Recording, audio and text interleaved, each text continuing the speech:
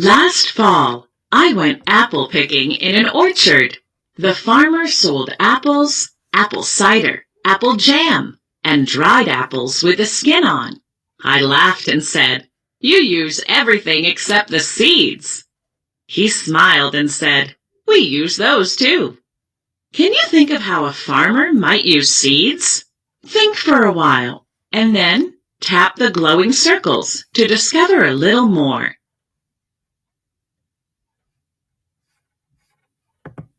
There were lots of animals in the orchard, but the farmer didn't mind too much. He said, "The bugs and animals help spread the seeds, but I have to shoo them away when the apples start to grow, or they'll eat them all up." The farmer took an apple from the tree. He cut it open and showed me the little brown seeds. Then he gave me the seeds and said, "Take these home and plant them and see if an apple tree will grow." The farmer showed me a small apple tree. He said that it can take 4 or 5 years for the tree to grow big enough to make apples. Then it will grow pretty pink blossoms and crunchy apples.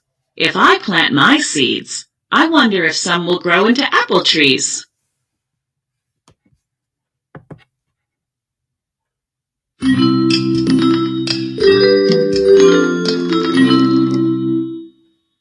Welcome to the lesson, How Do Plants Grow and Change? You probably already know that all plants have certain needs and certain parts.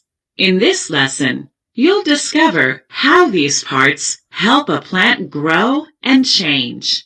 The vocabulary words for this lesson are seed, sprout, seedling, adult plant, and flower.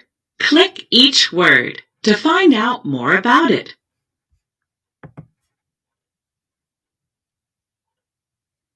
Seed, the part of a plant from which a new plant grows.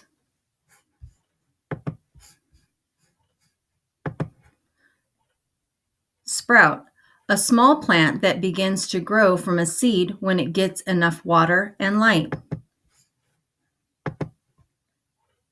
Seedling, a young plant that grows from a seed. Adult plant, a plant that is fully grown. Flower, the part of the plant that makes seeds.